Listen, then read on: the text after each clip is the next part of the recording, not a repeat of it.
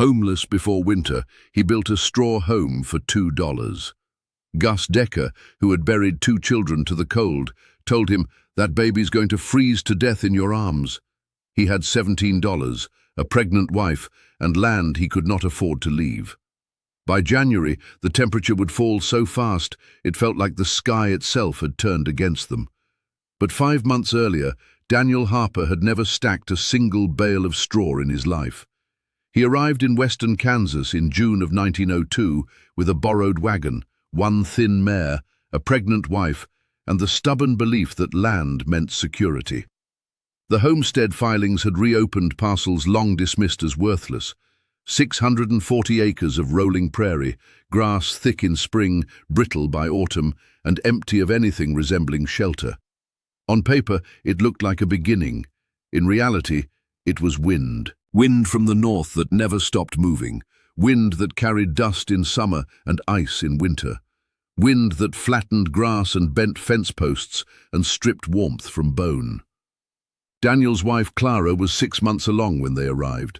The baby would come in September. Winter would come in November. That gave him less than 5 months to build a house, dig a well, secure fuel, and prove the claim before the land office could question his residency. He had $17. Lumber would cost at least $180 for even the smallest frame house, not counting shingles or nails. A proper insulated place would push $250. Sod might have been an option, but the upper prairie soil here was sandy and thin. Cut bricks would crumble. Even if they held, sod walls sweated in thaw and bred damp cold that crawled into lungs. Daniel had grown up in Missouri, where oak forests stood close and steady. Wood had been a certainty there. Here, there was not a tree within sight. The nearest rail depot sat 22 miles east. Freight costs alone would swallow his savings before a single board reached his claim. Old Gus Decker rode out to see the new man 3 days after they arrived. Gus had weathered 12 prairie winters. He had buried 2 children and a wife in frozen ground that had to be hacked open with iron. "You planning to build?" Gus asked, looking at the empty horizon. Daniel nodded. "Got to. Baby's coming." "With what?" Gus asked. "Air?" Daniel did not answer. "You can't winter in a wagon," Gus continued. "Wind'll cut right through canvas. Frame house costs money. Sod won't hold here, and there ain't wood enough for a decent fire." "I'll find a way," Daniel said. Gus studied him a long moment. "I've heard that before." He pointed to the prairie stretching north. "First hard freeze, wind comes at 40 miles an hour. Temperature drops 30 degrees in a night. Stove won't keep up. Walls sweat, then freeze. You wake up to frost on the inside." Daniel swallowed. "Take your wife back east," Gus said. "Come back when you've got money. Pride don't warm a crib." Daniel's jaw tightened. "This is my land." Gus looked at him the way you look at a man who has mistaken courage for control. "That baby's going to freeze in your arms," he said quietly, "and you'll remember this conversation." He rode away. The first week nearly convinced Daniel he had made a mistake. He tried digging a well. The soil collapsed after 4 feet. Sand slid back in faster than he could shovel it out. After 3 days, he had a shallow pit and blistered hands.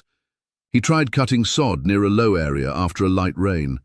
The blocks split and crumbled before he could stack them 2 courses high. He rode to the rail depot and priced lumber. The clerk didn't laugh, but he didn't need to.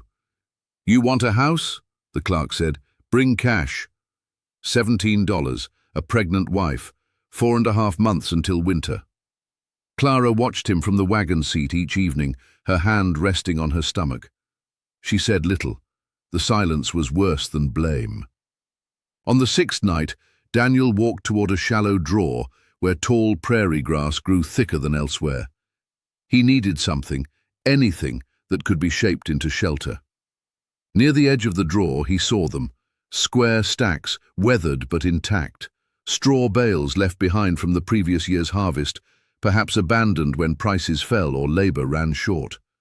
200 of them at least, stacked in rough rows. He had seen bales all his life. He had never seen walls. He walked to the nearest bale and pressed his palm into its side. The outer layer was brittle, grey from sun. Inside, the straw remained golden and dry. He pulled at the twine and rolled one onto its edge. Dense, solid, 2 feet by 2 feet by nearly 4 feet. He stood there a long time. Each stalk of straw was hollow. Each hollow stalk trapped air. Air that did not move held warmth. He remembered winter nights in the barn loft as a boy, burrowing into hay and feeling the cold vanish within inches of his body. He looked at the prairie. No trees, no bricks, no money. He looked at the bales, blocks, free blocks. The idea felt foolish. Houses were not made of feed, but neither were coffins. He dragged one bale back toward the wagon. It took him 20 minutes to move it 50 yards. By dawn, he had hauled 20. Clara stepped down from the wagon and studied the rough stack forming a rectangle in the grass. "You're building something," she said. "I'm trying to," he answered. "With hay?"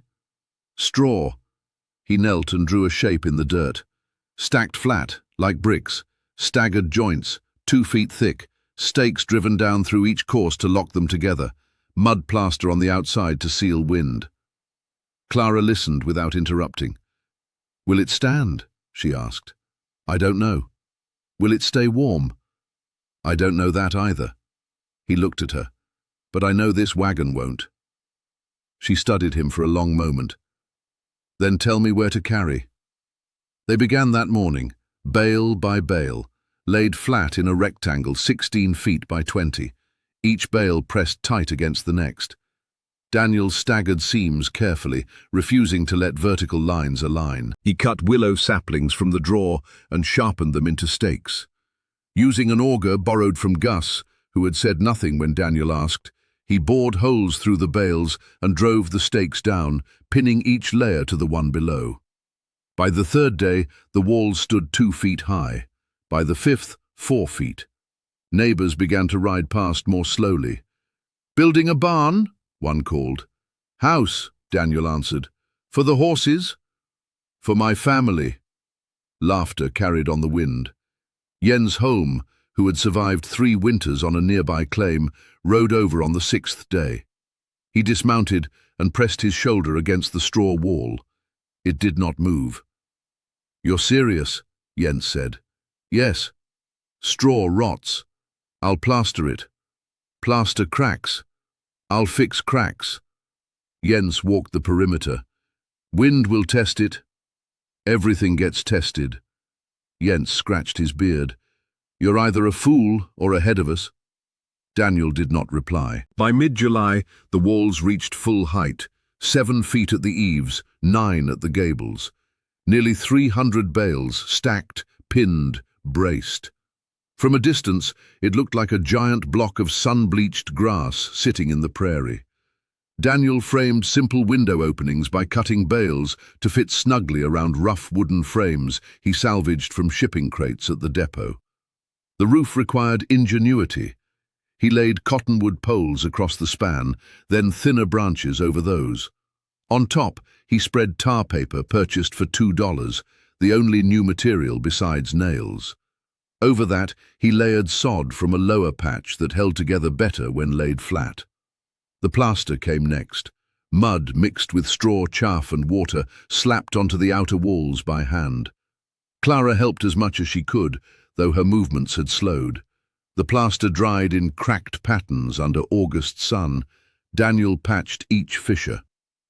September arrived with heat and the birth of their daughter. Clara labored inside the unfinished straw house, walls still raw but holding shape. Old Mrs. Jensen rode over to assist. The baby cried strong. Daniel stood outside afterward, staring at the walls he had built, knowing that everything now depended on whether they would hold. By October, the plaster had been reinforced with a second coat. Daniel carved shallow eaves into the roof to shed rainwater away from the walls. Henry Wallace from the general store rode out late one afternoon. "You owe $8, Wallace said calmly. "Flour, sugar, tar paper." "I'll pay," Daniel replied. Wallace circled the structure. This is what you're trusting winter to. It's what I've got. Wallace studied the thick walls. Straws for cattle. Air's for breathing, Daniel said, and there's a lot of air in those walls. Wallace shook his head. Hope you're right. He rode away. October nights dipped below freezing. Daniel lit the small cast-iron stove he had purchased second-hand. The interior warmed quickly. He pressed his palm against the inside of the straw wall. Not cold, not sweating, just steady. He stepped outside and placed his hand on the outer plaster. Cold wind struck his back. Inside, warmth remained. He did not speak of it. He waited. By November, frost coated the prairie at dawn. Inside, the stove required less fuel than he feared. Cow chips and twisted grass burned fast, but the heat lingered longer than expected. Clara slept without shivering. The baby's breath rose in small white clouds, only briefly, before the air warmed.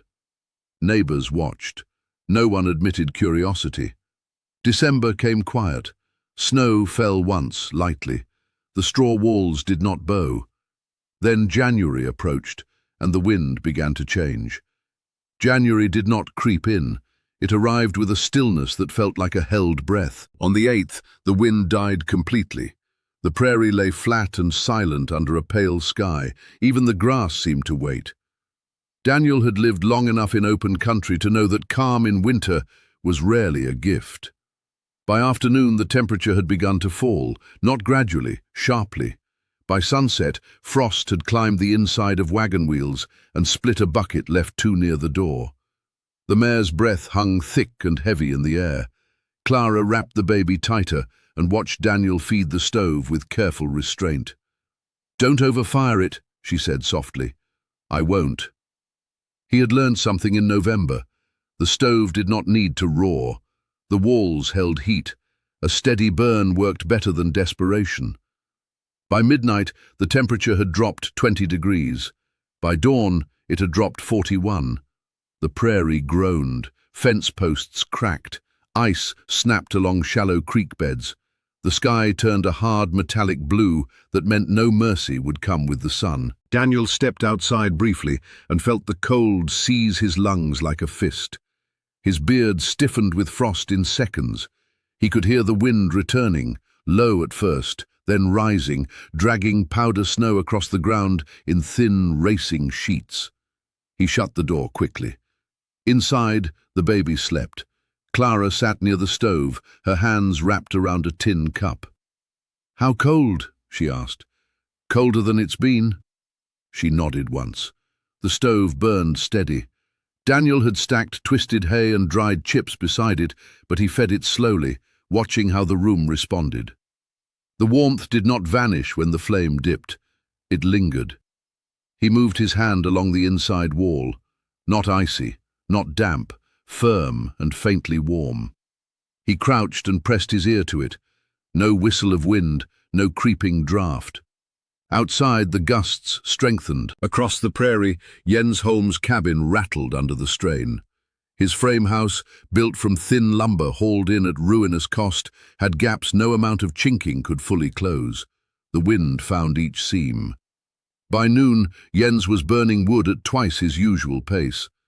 At Gus Decker's place, frost began forming along the north interior wall, thin, crystalline veins spreading like spider webs across the boards. Gus had banked his stove until the iron glowed faintly red. Still, the corners held cold. "More fuel," Gus muttered, though his woodpile had already shrunk faster than planned. By evening, the wind reached full strength. It struck Daniel's straw house and slid along the plastered surface. Snow piled at the base, but did not drive through. The thick walls absorbed the assault without shudder. Inside, the temperature dipped only slightly. Daniel checked the thermometer Wallace had once mocked him for buying. 61 degrees. Outside, it was 25 below and falling. Clara looked at him carefully. "It's holding," she said. "For now." They did not celebrate. They listened. The second night proved worse. The wind screamed, a constant tearing sound that made conversation pointless. Snow slammed into the north wall, building drifts that climbed halfway up the structure. Daniel lay awake for hours, waiting for weakness, waiting for the moment the plaster would crack wide or the roof would lift. It did neither. The stakes driven through each bale locked the courses tight. The mud plaster, though imperfect, shed most of the snow. What moisture struck the outer layer did not penetrate far. The straw inside remained dry. On the third morning, Daniel rose before dawn and stepped carefully into the narrow entry he had carved into the lee side of the house. The drift reached his chest. He dug free the doorway with slow, controlled movements, careful not to let snow collapse inward. When he re-entered, he stamped frost from his boots and paused. The baby gurgled softly in Clara's arms. Warm air met his face. He felt something loosen in his chest. Later that afternoon, a figure appeared through the white haze outside. Jens. He stumbled toward the door, scarf crusted with ice, eyes narrowed against the wind. Daniel pulled him inside quickly. The change hit Jens like a physical blow. He staggered slightly as warmth wrapped around him. "It's warm," Jens said, voice hoarse. "Yes. How much you burning?" "Less than I feared." Jens looked at the walls, pressing his gloved hand against them. "They're not cold. They're thick." Jens shook his head slowly. "My north wall's freezing through. Stove can't keep up." Daniel did not gloat. "Stay a bit," he said. "Warm yourself." Jens sat, silent for several minutes, absorbing heat. "It shouldn't work," he muttered. Daniel smiled faintly. "Doesn't matter what it should do." Jens left before nightfall, but the look on his face had changed. Word began to travel. By the fifth day of bitter cold, 2 more men came to see for themselves. Henry Wallace arrived first, hat pulled low. "I heard you weren't burning much," he said bluntly. Daniel gestured toward the modest fire. Wallace stepped inside. The air was steady, not stifling, not smoky, just warm. "How thick?" Wallace asked. 2 feet. "Plastered?" "Twice." Wallace nodded slowly. "Cost you what?" $2 for tar paper. Rest was sweat." Wallace ran a hand along the wall. "I misjudged." Daniel shrugged. "We all do." The temperature did not rise for 8 straight days. Fuel piles across the prairie dwindled. Jens burned through nearly half his winter supply before the first thaw.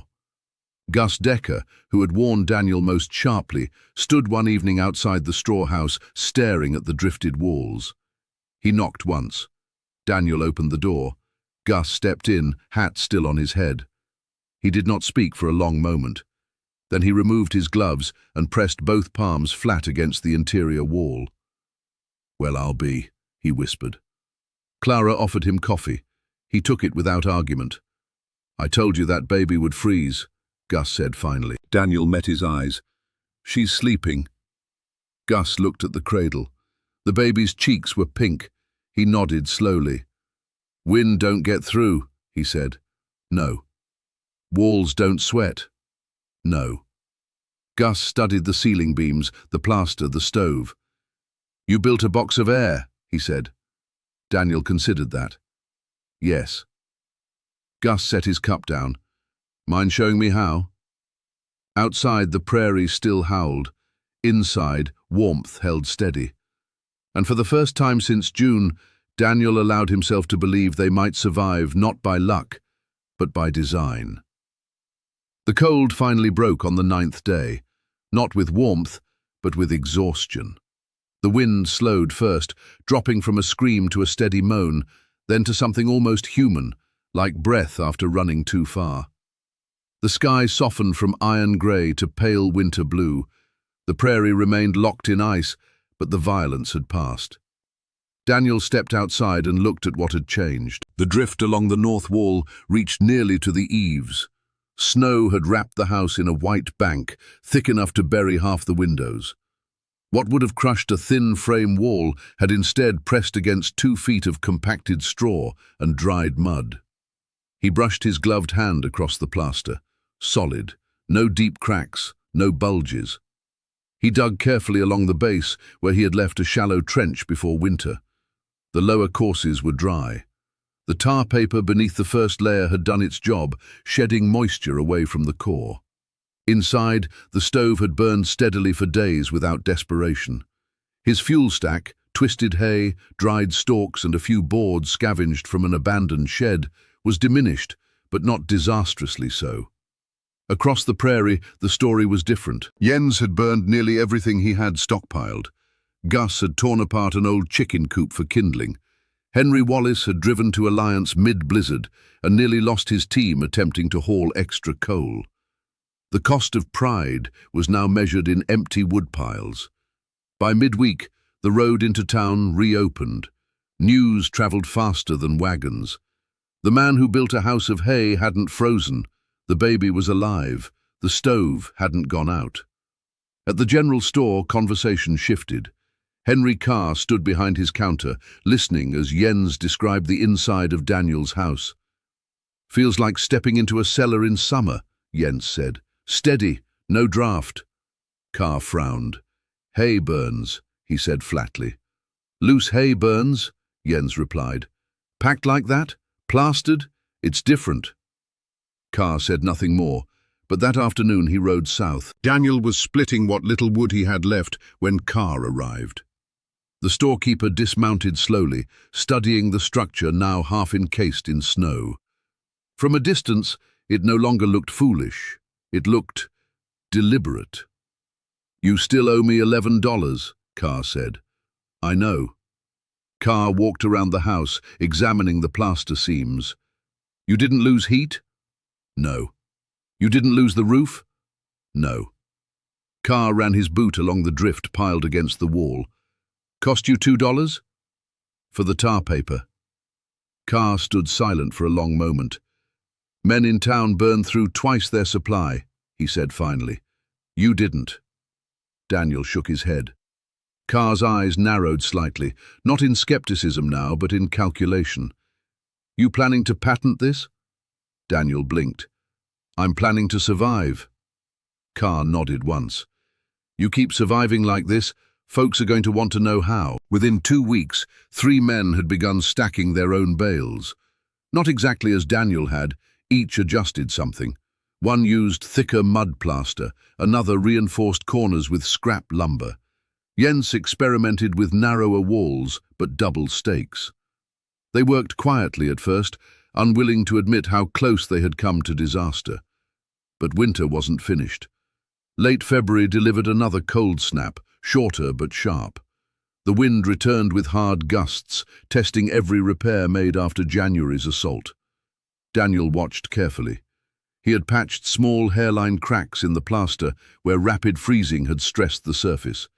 He had widened the eaves slightly with extra sod to better shed meltwater in spring. When the cold struck again, his stove burned low and steady.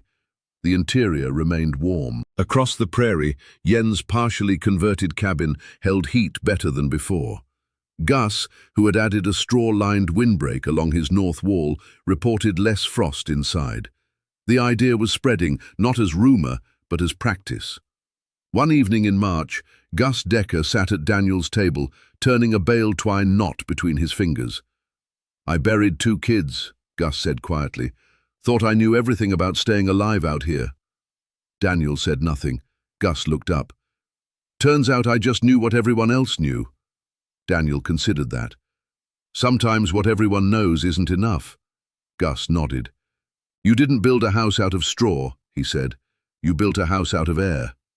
Daniel smiled faintly. "Straw just holds it still." By April, snow began to retreat in uneven patches. Drifts shrank, revealing the curved shoulders of the straw walls beneath their plaster skin. The structure had endured compression from snow weight, brutal wind shear, and temperature swings that would have split green lumber. It stood firm. Clara stepped outside one mild afternoon with the baby in her arms and looked at the house in full daylight. "It doesn't look foolish anymore," she said. "No.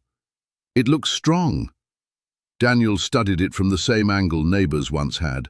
The walls were thick and textured, the plaster slightly uneven, the roof heavy but stable. It did not resemble the tidy frame homes in town. It resembled something older, something practical. When spring thaw finally softened the ground, Daniel dug carefully around the base to inspect for rot. The outer inch of straw in a few places showed moisture damage, but the core remained dry. He cut a small section open to inspect deeper. Dry, golden, intact. He resealed it immediately. Word reached Alliance more formally now. A small article appeared in the local paper, brief, skeptical, but curious. Local homesteader survives severe cold in experimental straw dwelling. Men who had laughed in July now asked questions. How thick? How far apart the stakes? What kind of plaster? Daniel answered them all, not boastfully, carefully, because he knew something now that he had not known in June. The Prairie did not reward arrogance. It rewarded attention. By early summer, 3 additional straw houses dotted the sandhills. Some stood better than others. A poorly plastered wall here, a sagging roofline there. Failures happened where corners were rushed or drainage ignored. Daniel helped when asked. Water is your enemy, he told each man. Wind is next. Keep it dry. Keep the air still. And slowly, what had begun as desperation became method. Not perfect, not permanent, but viable. The baby, William, grew through spring without the cough that had plagued other Prairie infants. Clara watched him sleep and remembered Gus's warning. That baby's going to freeze to death in your arms. She stepped outside one evening as the sun dipped low and placed her hand flat against the straw wall, warmed by afternoon light.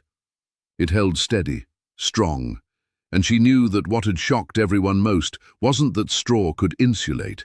It was that survival sometimes came from looking foolish long enough to be right.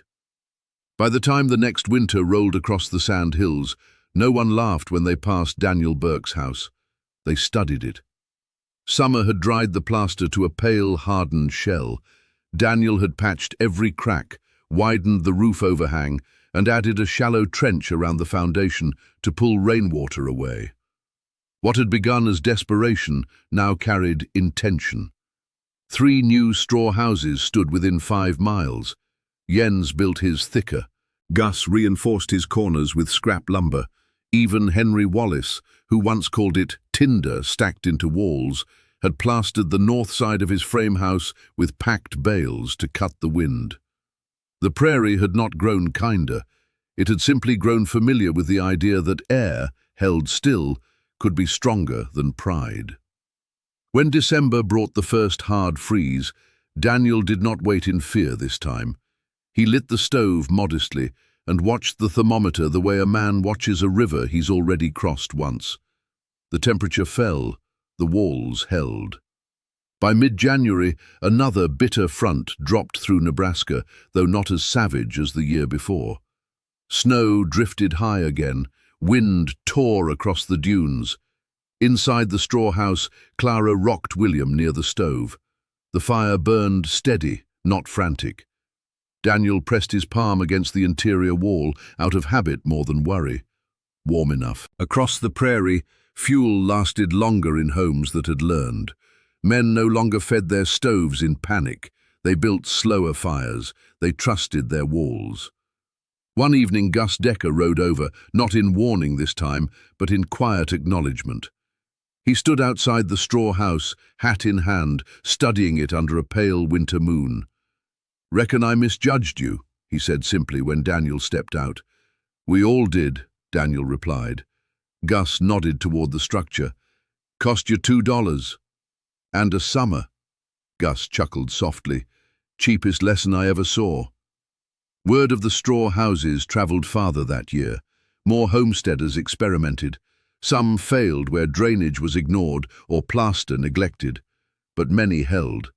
Not because straw was magic, because design mattered, because air, when trapped and protected, could guard life better than thick lumber bought on credit.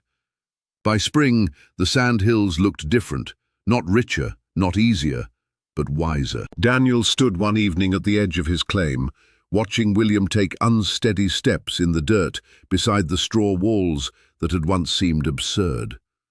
He remembered the night he had walked into the grass, imagining the weight of a frozen child in his arms. He remembered dragging the first bale through the dark. He had not built a house from wealth, he had built it from what he had. $2, 300 bales, a refusal to leave. And when the wind returned each winter after that, it struck the straw fortress and slid past, unable to carry away what had been anchored with thought instead of fear. If you've ever faced a problem with nothing but what's in front of you, you know the moment when survival stops being about resources and starts being about resolve. So tell me, would you have trusted the straw, or would you have waited for lumber you couldn't afford? Thank you for watching this video.